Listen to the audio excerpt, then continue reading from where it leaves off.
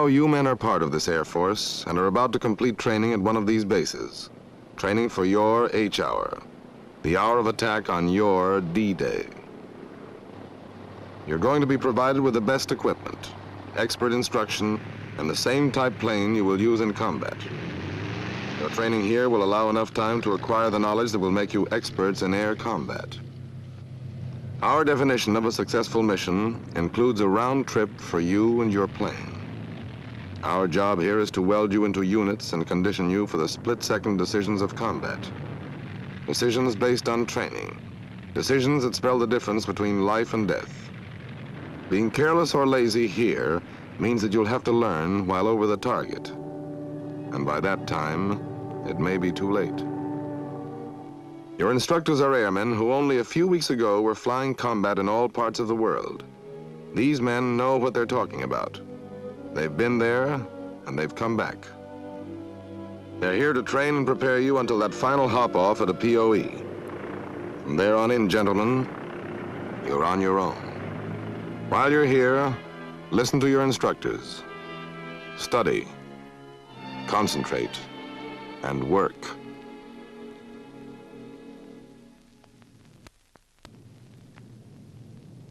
I've been a Reco pilot for a couple of years now, and as far as I'm concerned, there's nothing to compare with the wallop I get out of being the first man over the target. To begin with, there are two kinds of reconnaissance, tactical and photo. TAC Reco pilots usually work in pairs, flying at low altitudes. The photo Reco pilot is the lone wolf of the Air Forces and generally goes in at great altitudes. The F-5 reconnaissance plane is a stripped-down P-38 with armor, guns, and all excess weight removed. It will outfly anything the enemy puts into the air and carries 3 cameras in the nose of the plane. Photo reconnaissance crews also use F-7s, B-24s bristling with cameras, guns, and armament. F-7s brought back the first photographs of truck, until then an unobserved Japanese base. Photo Reco men receive the longest and toughest course in the 3rd Air Force. This Reco pilot, operating from a South Pacific base, is about to begin a mission. All he has to do is navigate successfully to the enemy target, observe and photograph, and return safely. Sounds simple enough, doesn't it? I did it for months before coming back here, and have a bit of advice to give you men. Get the idea out of your head that any flying over enemy territory is simple. It's tough, complicated, and exacting, and no two missions are ever alike.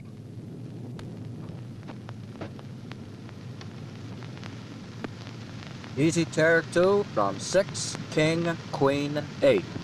Easy Terror 2 from 6, King, Queen, 8. Go ahead. All right.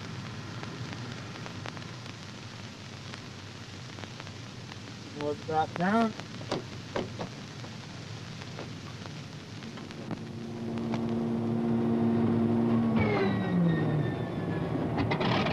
What you learn in the 3rd about navigation, military strategy and tactics, photography, and the hours spent in air training are all of equal importance. The enemy has 100 tricky ways of concealing his movements, but a well-timed photograph, shot by trained hands, can reveal plenty to the practiced eye of the photo interpreter. In addition to getting the pictures, the pilot must observe clearly, quickly, and intelligently.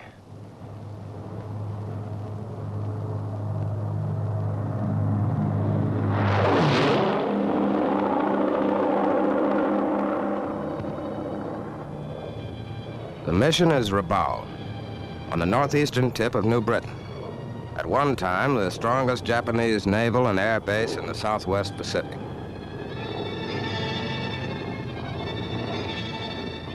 Rabaul, 4 degrees, 10 minutes south latitude, 152 degrees, 18 minutes east longitude. This is a bird's eye view of the target. It holds no secrets from the lens of the Reco cameras, and the information brought back on film tells the bombers and fighters where to strike.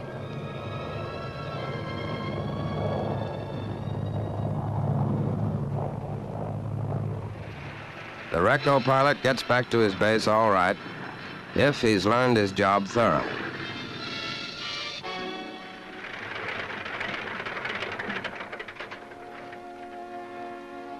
The wheels have hardly stopped rolling before the cameras are carefully unloaded from the plane.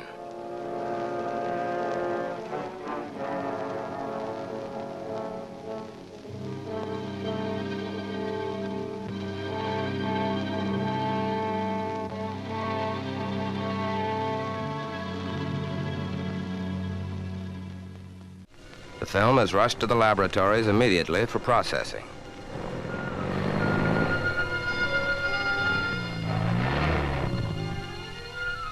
Skilled technicians waste no more time than the pilot did over the target to place this graphic data in the hands of S2.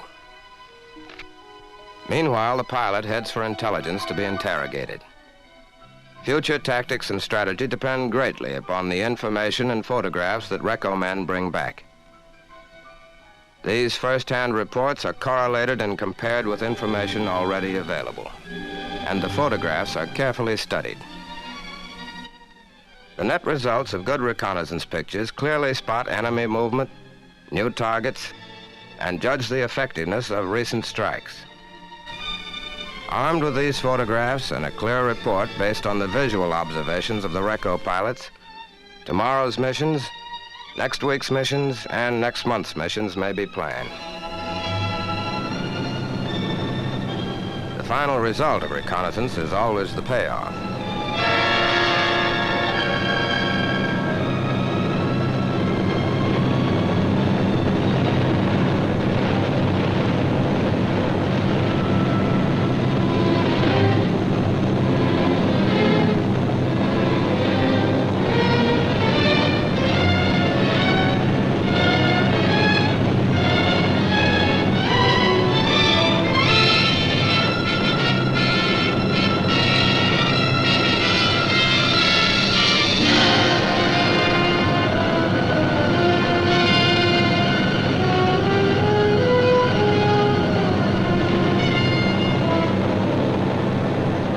Over a period of months, the 5th and 13th Air Forces hit Rabaul again and again. Shipping was cut from 250,000 tons a year to less than 25% of that amount as of June 1944. The once vital harbor was severely damaged and tons of supplies and equipment destroyed. Airstrips and enemy planes were constantly rendered unserviceable. Reconnaissance paved the way for the bombers that went in and flattened Rabaul.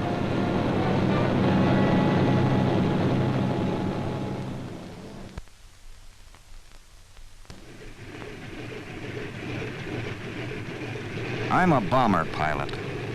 When I was in training, a string of successful missions painted on the side of a fortress seemed 1,000,000 miles away. But overseas, we kept the ground crew busy with that paintbrush, and mission after mission piled up. Now I'm back at the 3rd Air Force to tell you how we did it, because it's the training and preparation you receive here that gets you over the target and brings you back. I learned the first day I met my crew what was expected of me and what I expected of them. If a pilot lets down, his crew lets down with him. And over enemy territory, a bomber and a crew belong up, not down. My crew knew that. Bob, the co-pilot, Bert, Dave, Chuck Collins, Frank, Mickey, Ferguson, Happy, and Joe.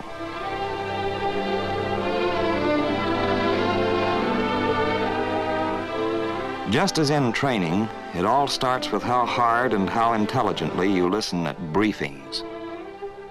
I knew that the information reconnaissance gave to intelligence and which was passed on to us at briefings ensured complete accuracy. My crew and I were determined to put every bomb where it would count most.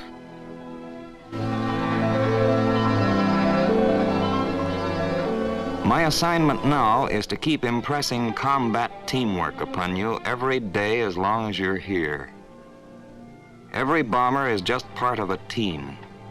Every squadron and every group are only part of the biggest team of all, the AAF.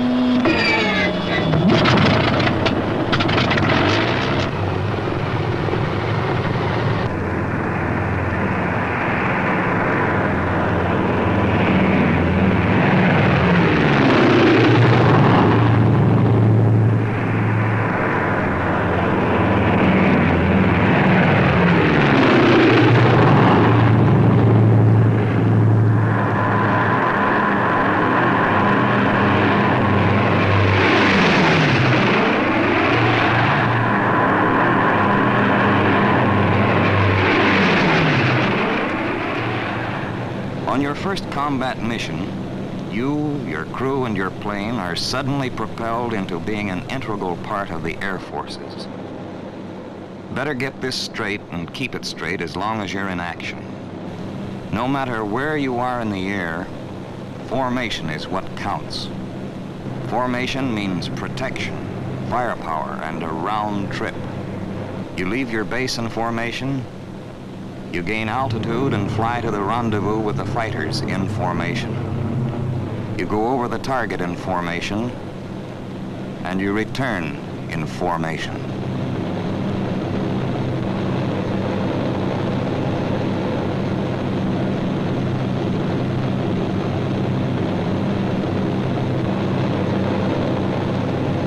Once over enemy territory, you're going to have the book thrown at you.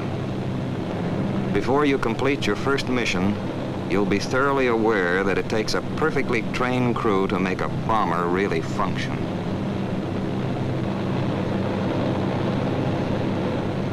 Approaching the target, all the sweating you did on the ground back in the 3rd begins to have meaning.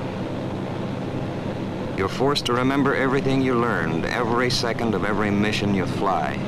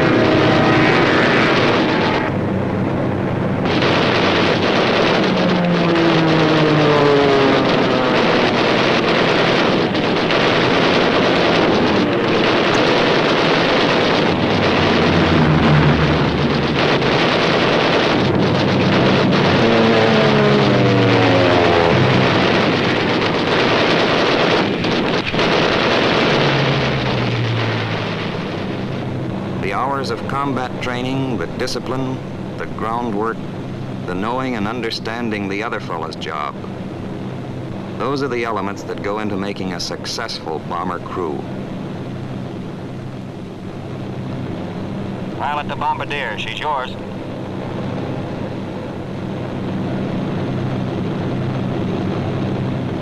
Bomb bay doors open. And this is the moment towards which everything is directed. To place your Bombardier over the target.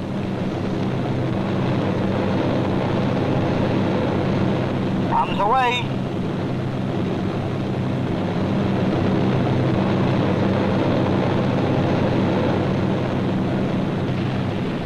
On this day, 550 forts and libs escorted by 675 P-51s, 47s, 38s, and RAF Mustangs smashed a ball bearing plant at Erkner, 15 miles southwest of the German capital. 1,100 tons of bombs were dropped on the target. A few weeks later, as part of the round-the-clock bombings, the heart of Berlin was hit. 1,475 tons of bombs were released through a heavy overcast. The anti-aircraft fire was intense, but this strike was unusual. there was no fighter opposition. On the other side of the world, other air forces are spearheading the attack on Tokyo. In December 1943, Cape Gloucester, a projection off the western end of New Britain, was bombed, strafed, and softened up prior to an amphibious landing by the ground forces. In the 2 weeks preceding the H hour of this D-Day, B-25s flew 511 of the 1,215 sorties against this objective.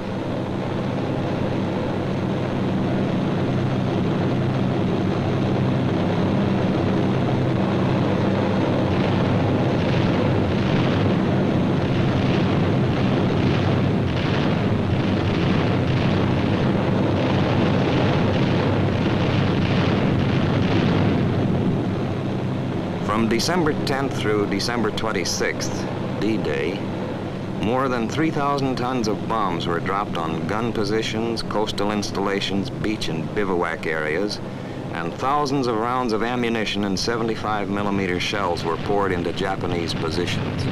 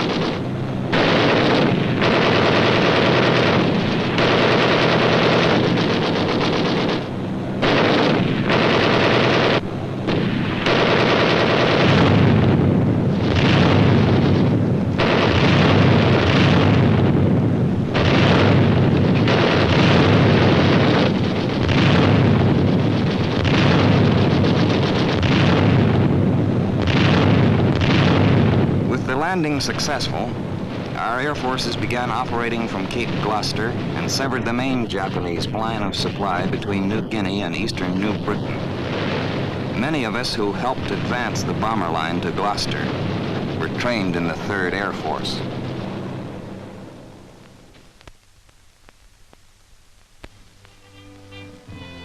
I remember this briefing as though it was yesterday. The mission? To escort B-17s on a strike against Emden, Nazi U-boat base.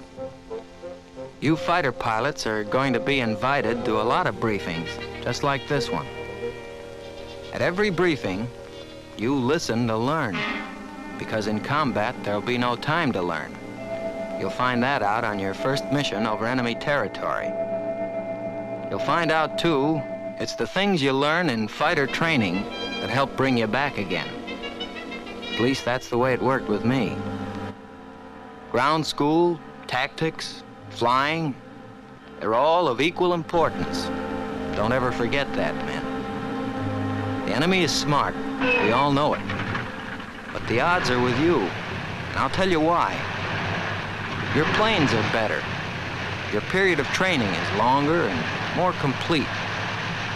You're not subjected to daily bombings while you learn to fly.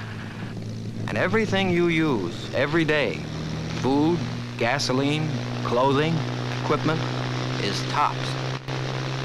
Aside from all this, the enemy is kept busy moving bases and maintaining their supply of combat and training planes, which are constantly being destroyed by our forces.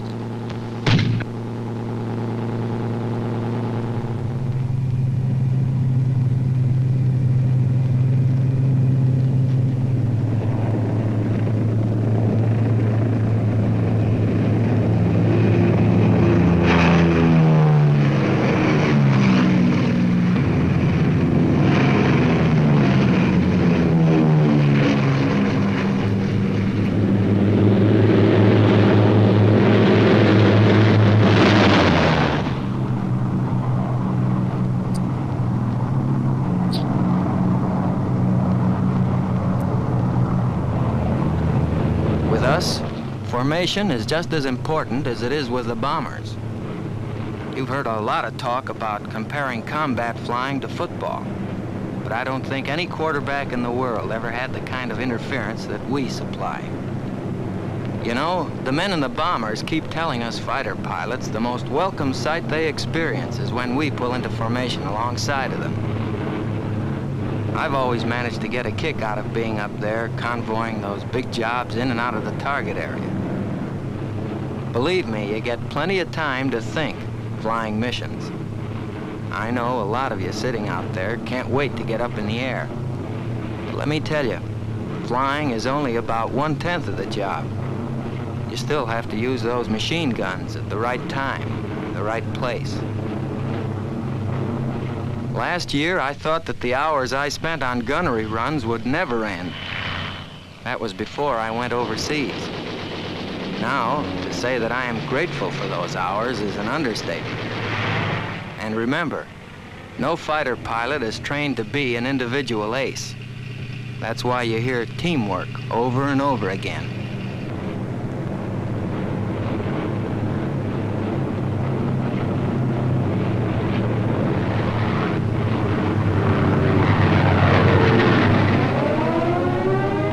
You do get into a dogfight and knock one out of the sky, remember, your wingman is in there watching out for you all of the way, or you don't come back. You only press the button at the right time.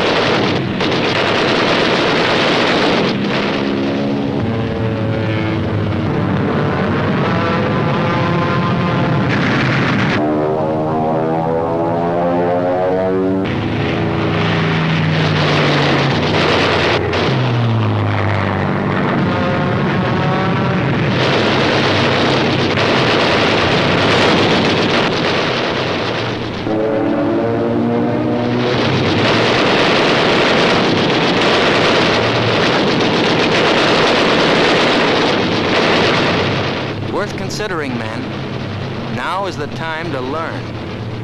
Know your enemy, shoot accurately, and shoot first. The weather had cleared and the air was cool as the last of June 5th, 1944 ticked away. On the coast of England, 4,000 ships and several thousand smaller craft were ready and waiting for the men. The men who had trained and sweated and anticipated this moment for weeks and months and years. They all had a score to settle.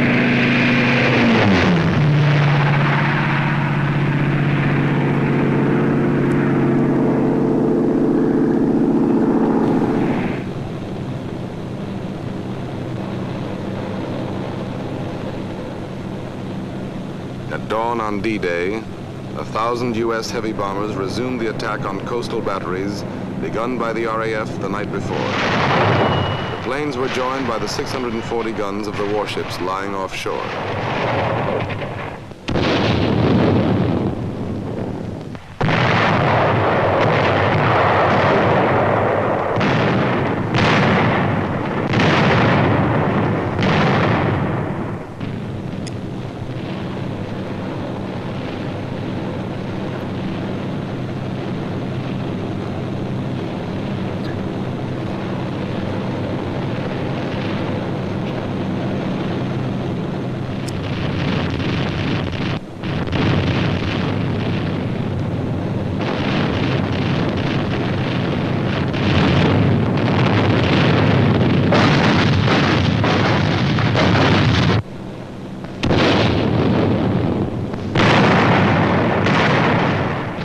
Cover of fire from the greatest aerial naval bombardment in the history of warfare, the infantry went ashore. Went ashore and proceeded to do the impossible. They established beachheads where the Nazis said no beachheads could be established.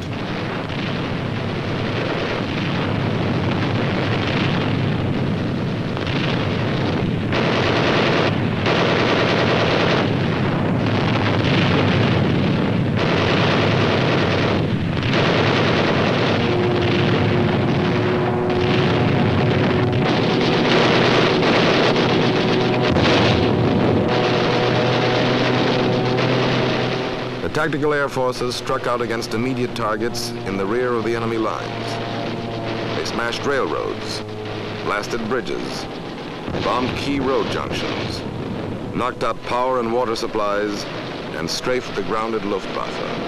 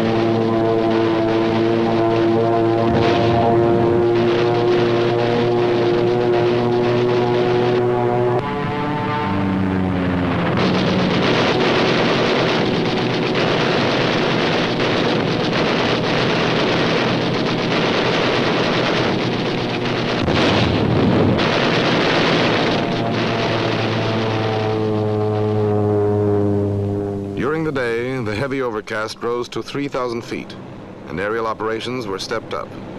In all, 13,000 sorties were flown by Allied aircraft, 8,000 of which were made by the AAF.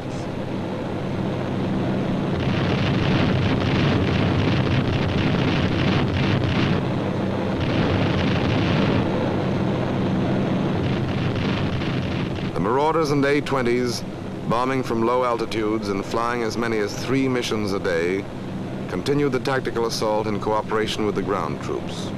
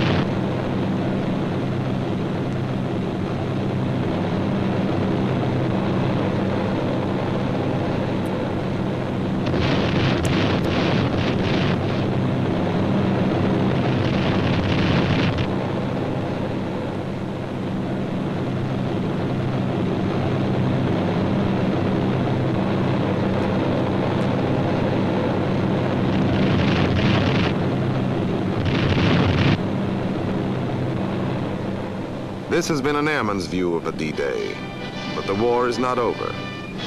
For every airman flying combat, every mission is an H-hour and a D-Day. Despite the headlines, there is no over-optimism among the men and women pressing the attack.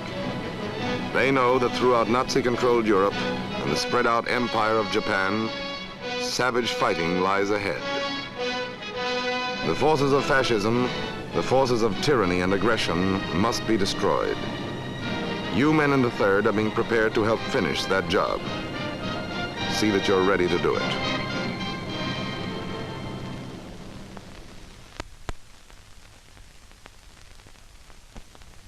It should be apparent to all of you that combat calls for all a man has in the line of brains, teamwork, and guts. If you have learned your job while training in the 3rd Air Force, you can take off on your HR missions, confident of your ability to destroy the enemy, and confident, too, of your ability to return to base again and again until ultimate total victory is won. Early in 1945, our B-29s began full-scale operations against Japan. 1,500 miles to targets and 1,500 miles back from bases at Saipan, Tinian, and Guam. Here, 21st Bomber Command concentrated its massive air power and planned the ultimate crushing defeat of Japan, down to the last bomb. Here was the beginning of the end of the road to Tokyo. After 6 months of reoccupation, there were few signs of war along the quiet summer shores of Guam. The liberated Chamorros were back in their clean native villages, American citizens again, smiling and friendly, unaware that a miracle had happened around them. A miracle that moved mountains of material, equipment, and supplies across the Pacific, that changed their dirt roads into broad highways, that manicured their jungles into acres of black-topped airfields. And nearby, new communities of American citizens had set up housekeeping with various types of self-service. The latest labor-saving devices, few laundry problems, and no modern inconveniences. By midsummer, 21st Bomber Command was in business. Big business. Under General LeMay's direction, the long arm of Bomber Command began punching the enemy with appalling power. From Guam, Tinian, and Saipan, 600 plane missions increased the bombing weight 100% in 2 months. Behind this expanding power was planning. The LeMay plan began on the ground with maintenance. Assembly line technique cut engine change time from 3 days to less than half a day.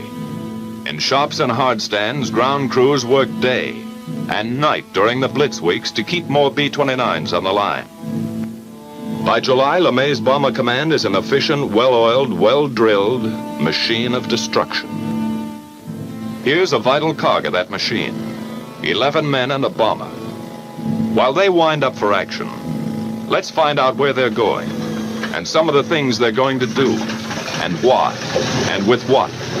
How do they set up the longest, toughest bomber mission in history? It began about 12 hours ago in the war room at Guam, with General LeMay and his staff receiving a report on tomorrow's weather in Japan. Tomorrow's forecast is typical. Nagoya, 8/10 cloud above 10,000 feet. In the east, Tokyo area will be 6/10 of 22,000, 3/10 at 14,000 feet, closing up solid after 11 a.m. Osaka and everything west is reported completely socked in. How will the general solve that one? His B-29s are up against a blank wall except for a possible opening around Tokyo. The old man considers every vital factor and makes his decision. 4 wings will strike Tokyo at 10 o'clock. They'll go in under that weather and bomb at 12,000. Now it's a question of target selection. First priority in the Tokyo area is number 573. Intelligence informs the general that 573 is already 3/4 destroyed. At the moment, number 574, still untouched, would seem more important. Operations checks the tactical plan for 574. General LeMay orders the required changes, okays the target, and commits all executive details to his staff.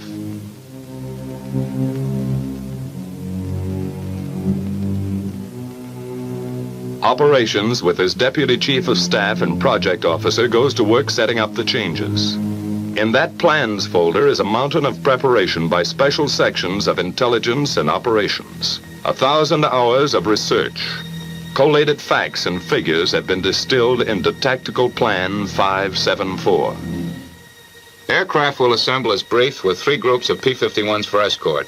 Smoke markers at 1-minute intervals will be dropped by lead planes to expedite departure from assembly point. 1 squadron each wing will carry M47 incendiary clusters. Balance of squadrons, 500 and 1,000-pound GP bombs fused a quarter-second nose and tail. Altitude of attack, 12,000 feet.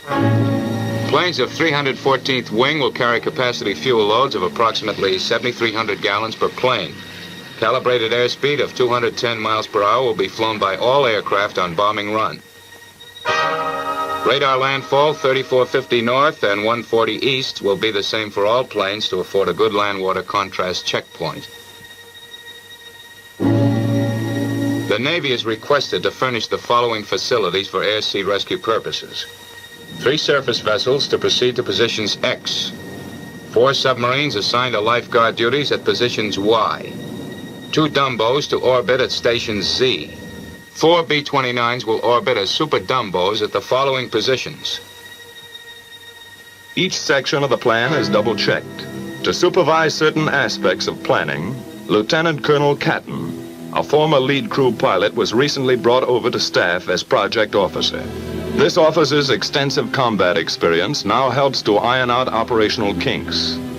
He will accompany this mission to observe new smoke signals at assembly point.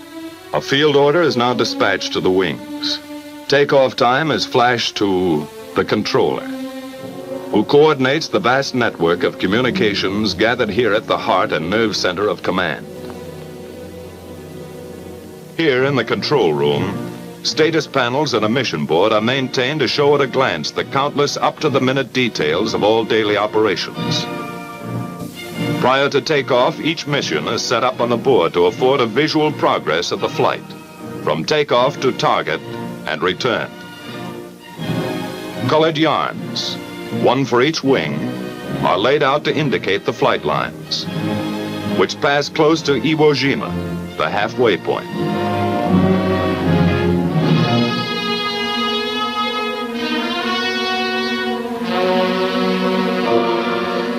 And proceed as specified in the field order to the proper target. Other symbols are used to mark air-sea rescue positions. A timetable of statistics for each wing is planned and flown as recorded from hourly reports on the status panel, beginning with takeoff time.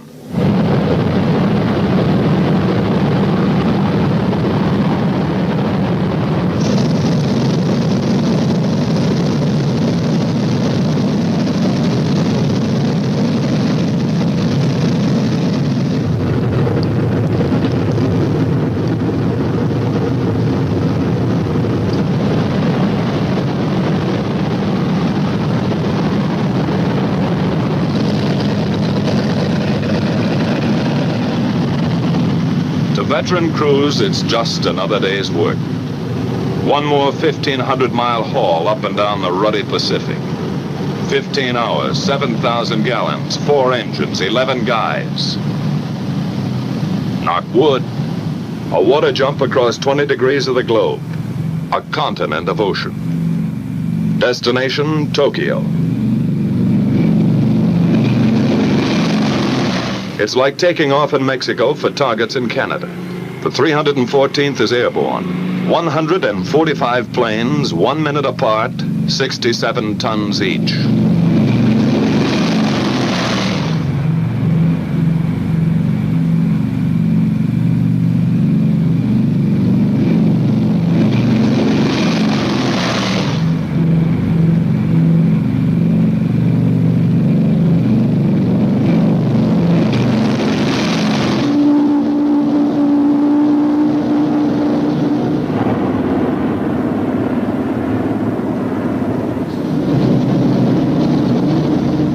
Those B-29 takeoffs are a tough sweat.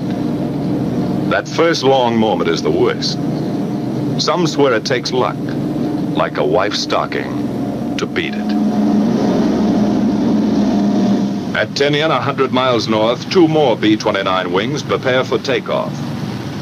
134 aircraft from the 58th Wing, 100 more from the 313th Wing. At Saipan, a few minutes later, the veteran 73rd Wing lines up for takeoff. 153 more bombers are added to the mission striking force.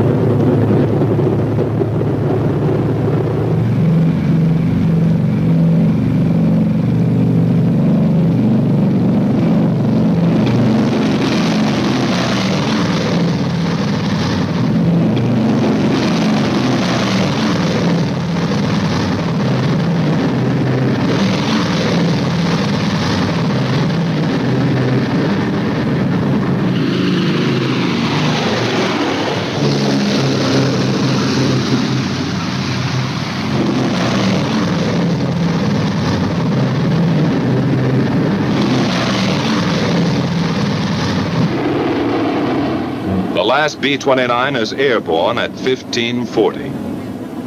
The tower at Saipan relays this information to the controller back at Guam. First and last takeoff times of each wing are recorded here and go to make up the first of a series of tabulated mission reports.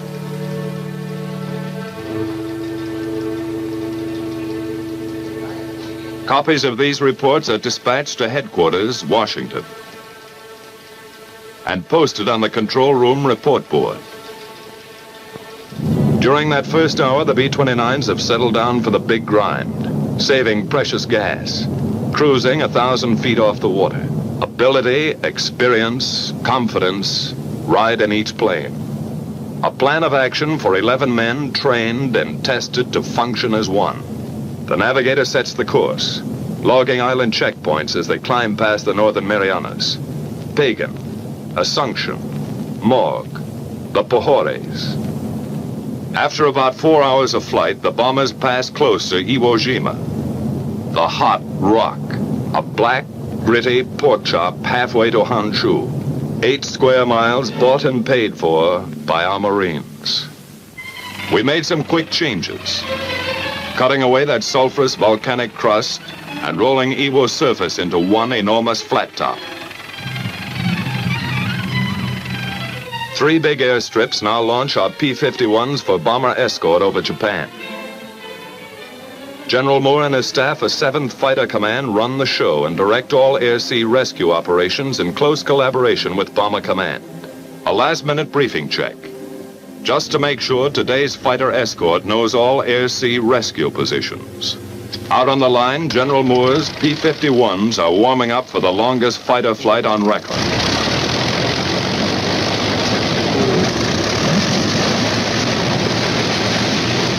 Seven hours on one engine, extra belly tanks, extra nerve and stamina in the cockpit.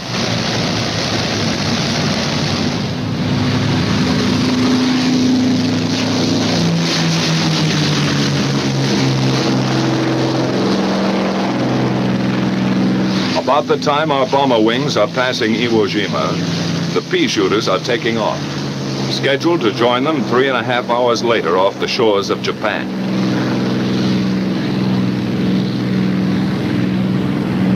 After a rendezvous at Kita, the P-51s head for assembly point, led by B-29s designated as navigator ships. Farther west, our bomber wings grind ahead on the last lap to the Empire. Reports to the controller back at Guam give their flight position, which is kept up to the hour on the mission board. Still at low altitude, the B-29s are approaching the bad weather belt, where unreported storms and cold fronts appear suddenly across the bomber course. Pilot to crew, we're going to start our climb. Check oxygen equipment. Tell Buck he'd better get out to his doghouse. As they begin their slow climb to altitude, the crews prepare for the vital business ahead. And from now on till they come off target and head home, it's all business. The central fire control system is warmed up. Superhuman brain power at the flick of a switch. Each gunner flexes his sights and tries the coordinated fire controls, with a few short bursts to clear the guns. After pushing up to altitude, the bombers arrive close to assembly point. Air in the pressurized cabin is comparable to 8,000 feet, but oxygen masks are adjusted and ready for instant use. From the southeast, our fighter escort appears with its navigator ships, which now turn off to wait for the fighters' return at rally point. The Mustangs climb in formation to take positions above the boxes of B-29s.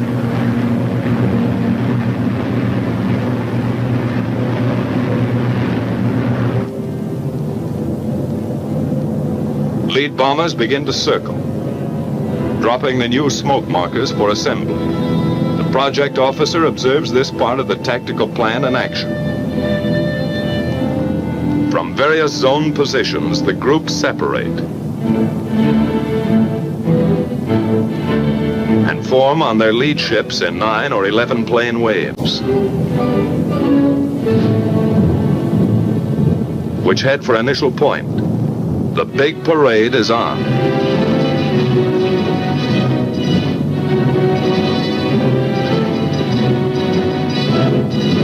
Landfall is picked up, along with the first flak burst from enemy coastal batteries.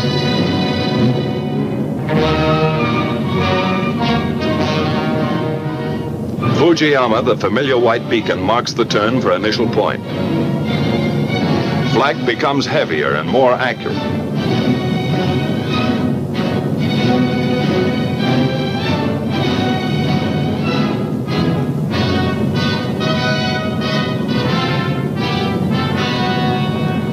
And now the first Japanese snoopers appear, diving head-on into the formations.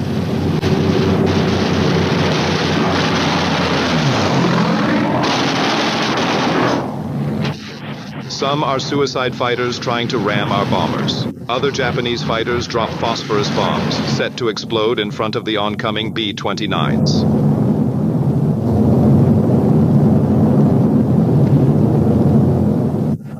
Our P-51s go out after them and know they're tangling with experts. The P-51's job is to protect the B-29s, but some of those Japanese fighters filter through and meet the blast of bomber guns.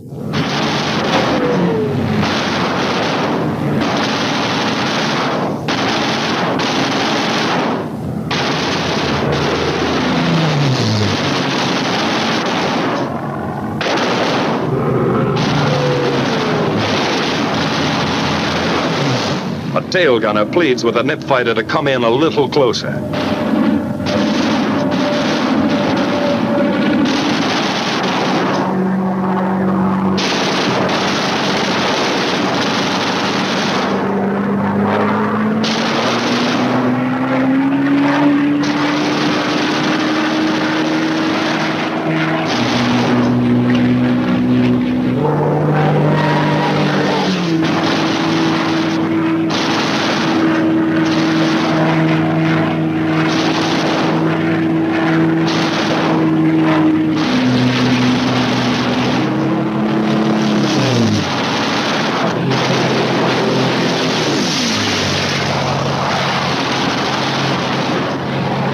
From the turn at initial point, the tight bomber waves move steadily on and get ready for business. Flak and fighters fall off. But those clouds are beginning to close in and it looks worse ahead. Then just east of Hachioji, the Tokyo area breaks clear. The bombardiers begin to draw a bead on 574. Their planes sit tight for the bombing run. Here's where we pay off.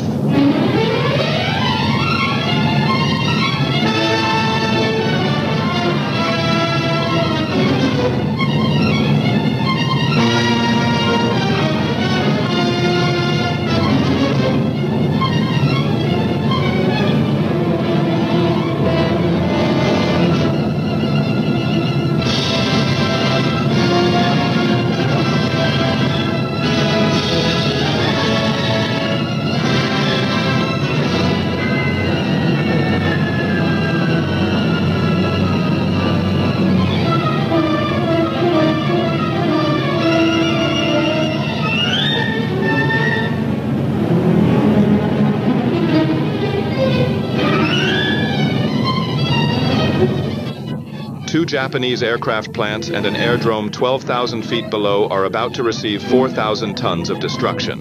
The first waves of B-29s have already found their objective.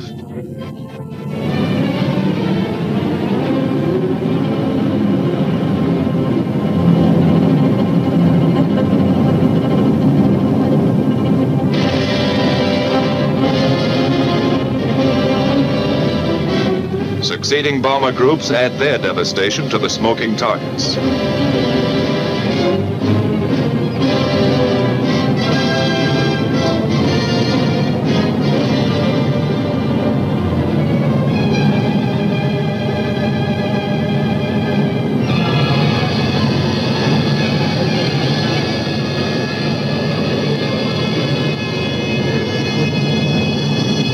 Tactical Plan 574 is now an accomplished fact. The bombers turn and go downwind, across the burnt acres of Tokyo. Close-up cameras show the scars of those spectacular fire strikes last March. 51 square miles of LeMay treatment. Across the bay, and a tailwind speeds them south, down the Chiba Peninsula. This is fighter country. With the first call on the intercom, our Mustangs peel off and go to work again.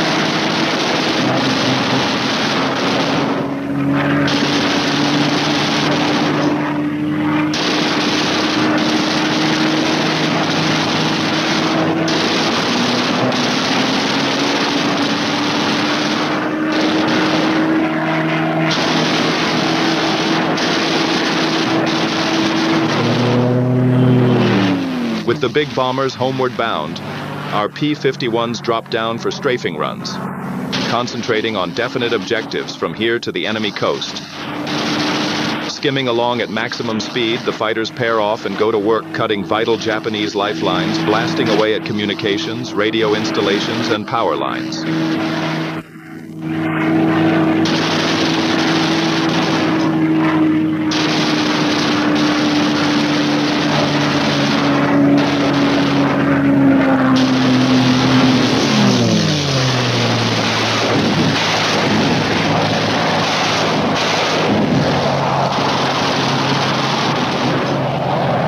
Swooping down on enemy transportation, railroads, marshalling yards, small suburban factories.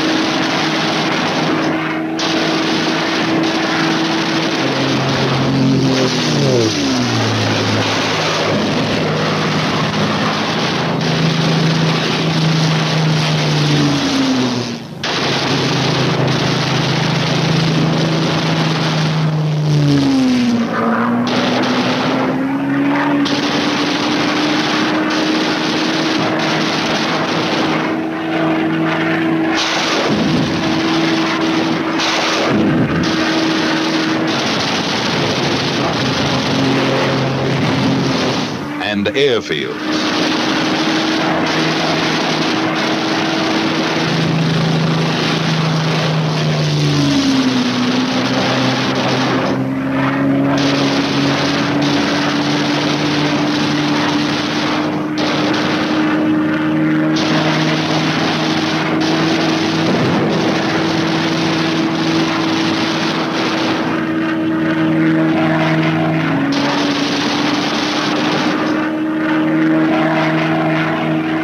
Then on to shipping targets. Freighters, fishermen, trawlers, harbor and coastal craft. Destroyer or lugger, it's the same enemy.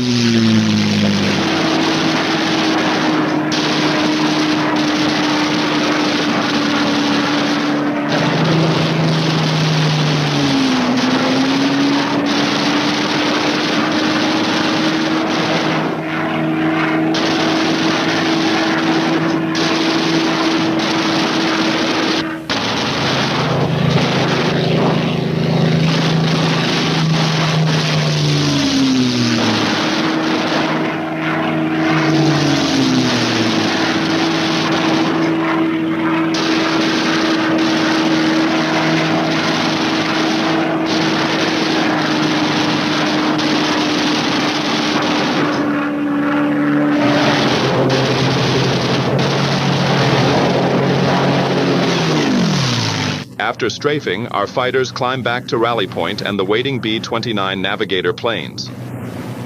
With the first sight of Iwo, fuel gauges are down close to empty, but fighter spirits begin to rise. They wind up and finish with a kick, coming past Suribachi at whiplash speed and zoom into their victory rolls. Once over for each Japanese kill.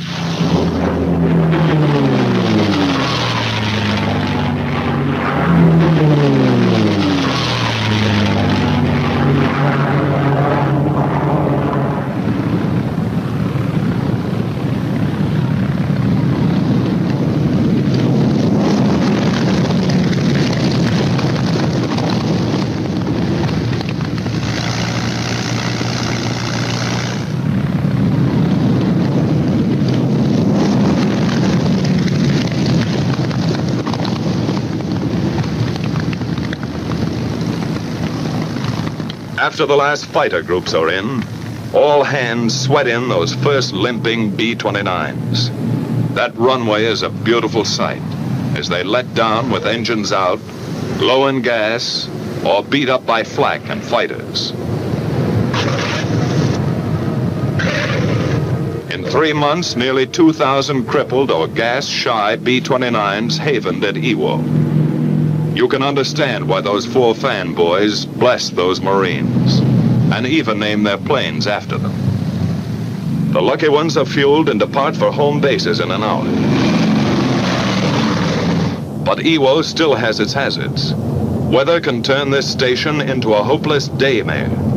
Fog and quick overcast often blacks out the airstrip during these crucial periods. That means orders to bail out. Or with luck, a B-29 might drop in for a copybook ditching.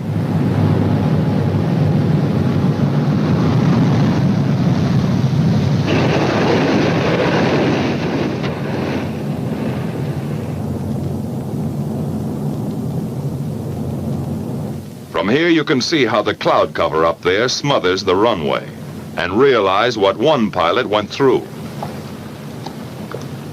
Sometimes a battle-scarred bomber staggers back to Iwo, only to flatten out at the last heartbreaking second.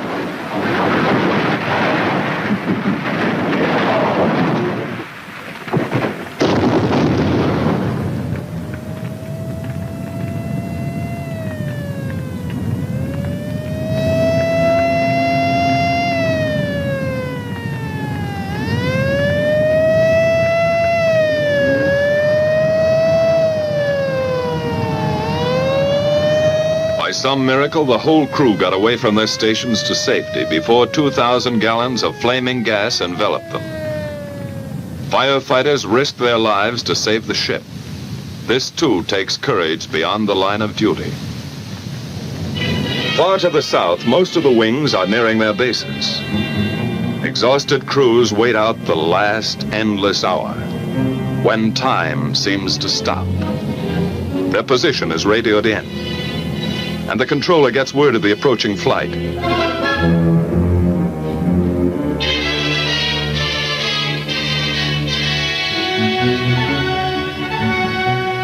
At last, the familiar Arianas appear on the horizon. The bombers fly across Guam and turn into the landing pattern.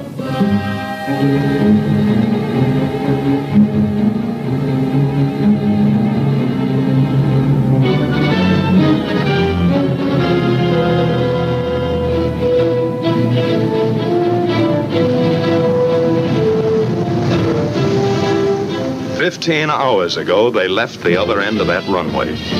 It's a pleasure to be back. A pleasure to roll on solid, familiar blacktop.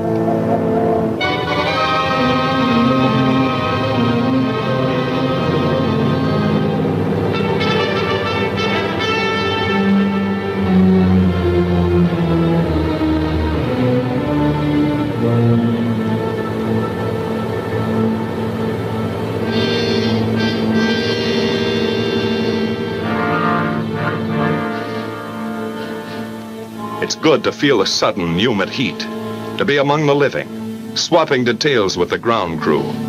Flak, fighters, the close call, the one that got away. But some of those B-29 crews won't be able to talk it over today. 11 men and a bomber that didn't quite make it.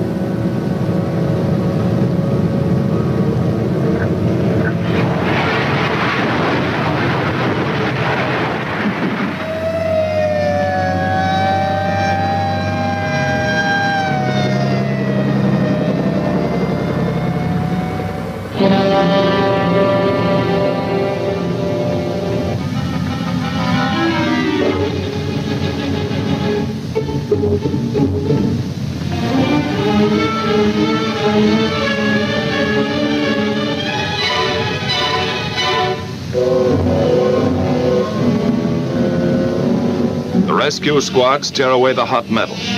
Somehow in that burning wreckage, a man has lived to feel those eager, gallant hands.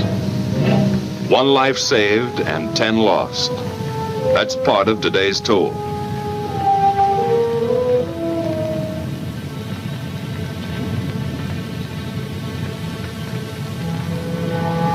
And there were many other days and nights that took their toll of young American lives in the service of our relentless, expanding air power.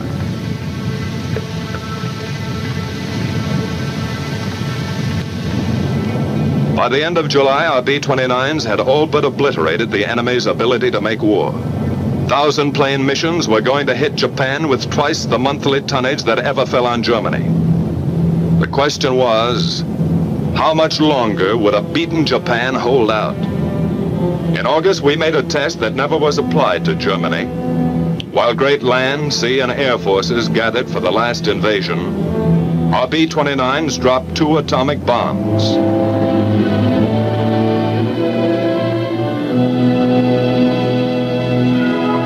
Which hastened the surrender of Japan and saved untold thousands of American lives.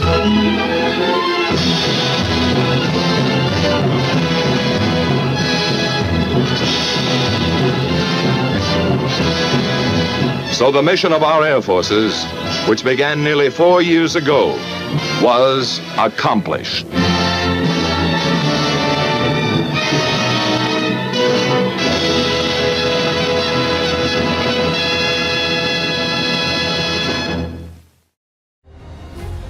Every aircraft has a story that deserves to be told.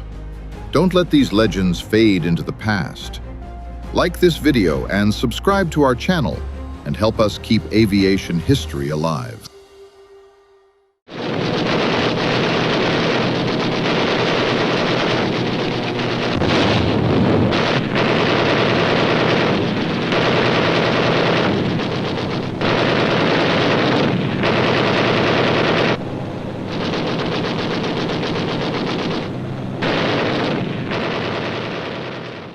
No, you men are part of this Air Force and are about to complete training at one of these bases.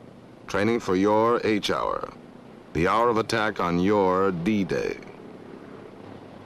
You're going to be provided with the best equipment, expert instruction, and the same type plane you will use in combat. Your training here will allow enough time to acquire the knowledge that will make you experts in air combat. Our definition of a successful mission includes a round trip for you and your plane. Our job here is to weld you into units and condition you for the split-second decisions of combat. Decisions based on training. Decisions that spell the difference between life and death. Being careless or lazy here means that you'll have to learn while over the target. And by that time, it may be too late. Your instructors are airmen who only a few weeks ago were flying combat in all parts of the world. These men know what they're talking about. They've been there, and they've come back. They're here to train and prepare you until that final hop-off at a POE. From there on in, gentlemen, you're on your own. While you're here, listen to your instructors. Study, concentrate, and work.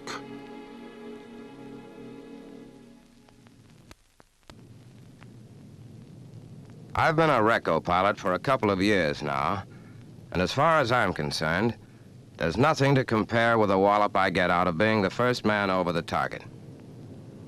To begin with, there are two kinds of reconnaissance, tactical and photo. TAC Reco pilots usually work in pairs, flying at low altitudes. The photo Reco pilot is the lone wolf of the Air Forces and generally goes in at great altitudes.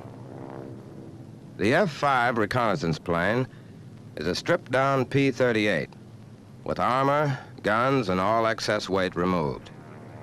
It will outfly anything the enemy puts into the air and carries 3 cameras in the nose of the plane. Photo reconnaissance crews also use F-7s, B-24s bristling with cameras, guns, and armament. F-7s brought back the first photographs of truck, until then an unobserved Japanese base. Photo Reco men received the longest and toughest course in the 3rd Air Force. This Reco pilot, operating from a South Pacific base, is about to begin a mission. All he has to do is navigate successfully to the enemy target, observe and photograph, and return safely. Sounds simple enough, doesn't it? I did it for months before coming back here, and have a bit of advice to give you men. Get the idea